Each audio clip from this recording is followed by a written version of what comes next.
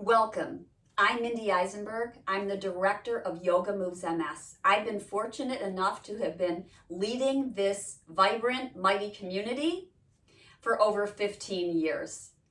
Today, we're going to discuss what is yoga, adaptive yoga, and how can yoga benefit those with MS? How can it help to cope with the symptoms that MS presents? Yoga is the art and science of you. You can think of it as an umbrella. So a big umbrella, and underneath the umbrella is breathing, the physical postures paired with breathing, meditation, and lifestyle choices.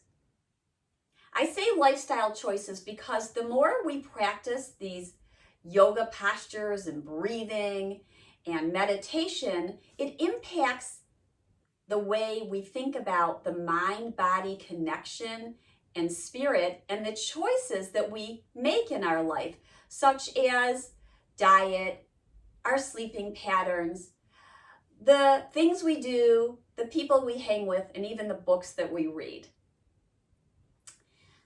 Breathing. Do you know how many times we breathe per day?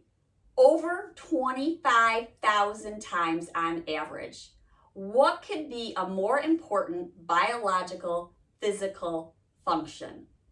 Inhaling and exhaling, our respirations. Breathing is a very important foundational practice of yoga. And it can impact several conditions and symptoms, such as asthma, sleep apnea, fatigue, pain, headaches, depression, anxiety, and the list goes on.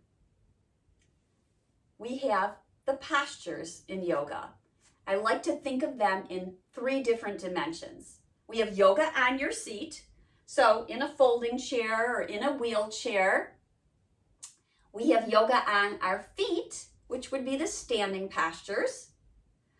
We have yoga on the mat or on the earth. So those are the 3 dimensions: in a chair, on our feet, and on the earth.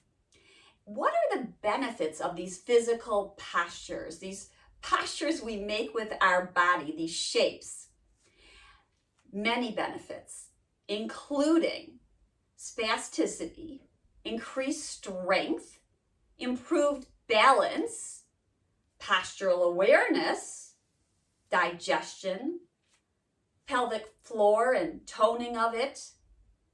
It improves fatigue, and it might even improve the way we speak, as there's a type of practice called mantra or chanting, and that uses our vocal cords. Under the different components of yoga, there's mindfulness. And mindfulness is the intention to pay attention on purpose in the present moment without judgment.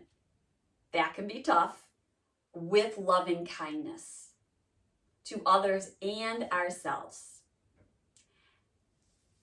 Yoga is for every and any body. It is a gift you give yourself. It's empowering. It's something you can do. Gives you control of how your body feels. It should be fun. It can be very creative, especially with the yoga props we use, like these straps and blocks and blankets and rolled yoga mats. Do you have to have fancy yoga props? No, there are plenty substitutes around the house that can be used instead. Yoga should be without pain. So we say no pain, all gain. If someone is experiencing pain in our virtual or in-person classroom, we encourage the person to stop, take a pause, maybe begin again, but in a different way. The yoga classroom, whether in person or virtual, has an adjusted pace. We're not looking to race through it, but yet we're looking to and feeling the sensation of the poses. So that becomes the focus, is sensation. The room temperature should be where you're comfortable. Most of my students like it around 70 degrees. And I know many people go into yoga and they think about those hot yoga rooms, but not with adaptive yoga. And in an in-person setting, there should be plentiful assistance. There should be instructors who've been mentored and trained to assist and teach adaptive yoga to those with physical changes. So what can you expect from a yoga class? Well, I can tell you what my students say. We've had students who were nervous. They had the flyer in their drawer, but it took them a while to pick it up and make the call or email or text. And what they say is they were a skeptic, but very often they come out a believer in the practice of yoga. You can see it. You get that yoga glow on your face. So we go from fearful to try something new to actually, they might feel more peaceful because of the different practices such as guided meditation, guided imagery, body scans. This helps to find a more peaceful way of being. Is it a cure? Absolutely not. Absolutely not. Students tell me they felt stagnant, but then they go into this practice that's focused on moving and feeling and sensing, and they feel like they came out of contraction and tightness and spasticity. Is it a cure for these different symptoms? No, but it can help lessen them. The community can be one of the most supportive, as we have this structure of yoga with these different beautiful, really ancient practices, and then we come together in a group with a common purpose, to have fun, to be playful, creative, empowering, and I've seen my students inspire each other and certainly inspire me and the other teachers. We focus on ability rather than disability. So the focus becomes more positive. We acknowledge the environment, but yoga is sure to bring out a smile. And that is one of our postures. We consider it the most advanced, to lift the corners of your mouth and smile. Many tell us that they feel more reunited with what their body can do. The focus is on what we can do. I highly encourage you to try it. Let's do a little bit of breathing together. So finding a comfortable position. It could be seated or it could be lying down to practice breathing. It's encouraged to put your hands on your belly. A yoga breath, how is it different? We focus on breathing in and out through the nose. We focus on a belly breath.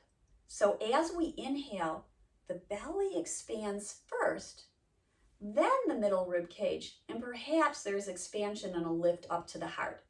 But for now, focusing on belly breathing. And so the focus is the wave of the belly, as it expands on the inhale and contracts on the exhale. You can feel, if you take your fingers underneath your nose, air coming in and exhaling air coming out. And you'll feel the warm air come out onto your fingers. I highly encourage you to take some pauses in your day and to practice this so important way of just being with the breath, breathing in and breathing out, breathing in and out. It's a relaxed breath. It's a soft breath. You can imagine that if you had a feather underneath your nose as you were breathing in and out, the feather would barely move.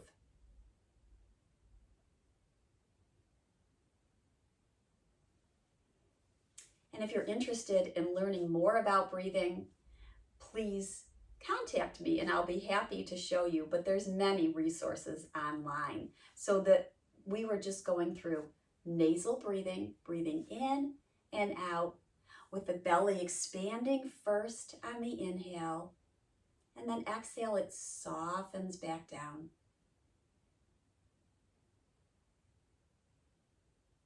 Now another breath that can be very helpful is alternate nostril breathing. So I'd like to show it to you. You can think of alternate nostril breathing as helping to balance your nervous system. It helps to recalibrate the right and left hemispheres of the brain. So if you will, and there's different ways to do it, I'm going to show those adaptations. Take your right hand, or if you're left-handed, use your left hand. We're going to place our thumb on the nostril of one side, on the right side, and then you can use your pinky or your ring finger on the left side. So we're using these two fingers, thumb and generally the ring finger. Now the peace fingers can go inside your palm, or they can go onto your third eye or the middle of your forehead. That tends to be my favorite. It can be very helpful if you're having any kind of headache or just feeling like there's a little bit of cog fog. Just helps you feel more grounded. It's very calming to put a little bit of pressure there. So we'll cover our right nostril with our thumb and our left nostril with our ring finger, or maybe you use your pinky. But here comes the adaptations. You could use your pointer finger of one hand and the pointer finger of the other hand for each side. You also could visualize what we're doing without using your fingers. So air coming up one nostril and then out the other. Let's go through this together. We're going to gently block the right nostril, so you don't need to push it in far. And I should say it's helpful to blow your nose beforehand in case you're stuffy. So we're going to block the right nostril. We're going to inhale in through the left, block the left, exhale out through the right. Then we're going to inhale in through the right, block it, exhale out through the left. Inhale in through the left, block it, exhale out through the right. You can do this several times. You can do it for a count of an inhale of perhaps 4, and then an exhale out for 4. You can make it your own. Let's do it a few more times. Inhaling in for 4, 3, 2, 1. Exhaling, blocking the left nostril, exhaling out through the right for 4, 3, 2, 1. Inhaling for 4, 3, 2, 1. Blocking the right and exhaling out through the left. And you can make it 4 counts, 3 counts, whatever works for you. And if you feel like you're pushing or pulling your breath, then take a break. Take a break, whether you're doing belly breathing or alternate nostril breathing. If you're feeling like it's forced, pause and start again. Now we can visualize this alternate nostril breath as well. So I'll talk us through it. We're going to inhale in through the right nostril. Imagine crossing over the bridge of the nose, and then exhale out through the left nostril. Then we're going to visualize inhaling in through the left nostril. Cross your vision, your inside vision from left to right, and then exhale out through the right nostril. Inhale in through the right nostril. Cross over the bridge. Exhale out through the left nostril. So it seems kind of strange, but the more we tell our mind to do it, the more it actually happens. I highly encourage you to try either belly breathing or alternate nostril breathing. Very quickly, how does breathing and movement work? Let's do something real brief, Just to give you an idea, we're going to inhale and lift tall, and then exhale and soften. On your next inhale, lift your right arm, I'm mirroring you, just about shoulder height. And then on your exhale, let it go. Inhaling, left arm lifts. And exhale and let it go. Inhale, perhaps both arms lift about shoulder height. And then exhale and let it go. Turn your head towards the right. Take an inhale and an exhale. Inhale, head comes back to neutral. Exhale, gaze over the left shoulder. Breathe in, breathe out. Inhale, back to center. Just a little taste of how does breath and movement marry in this practice, this system we call yoga or mindful movement. I thank you so much for being with me today and learning a little bit about adaptive yoga. I welcome your questions. I welcome comments. Anything you'd like to learn. We do have virtual adaptive yoga classes daily on our schedule. Please contact me at mindy@yogamovesms.org. That's Mindy, M-I-N-D-Y, @yogamovesms.org. Thank you so much for joining me. At the end of a yoga practice, we place our palms together and we remember that the light is within us. And at the same time, we acknowledge and honor the light that is within each of us. My light bows to your light. Namaste.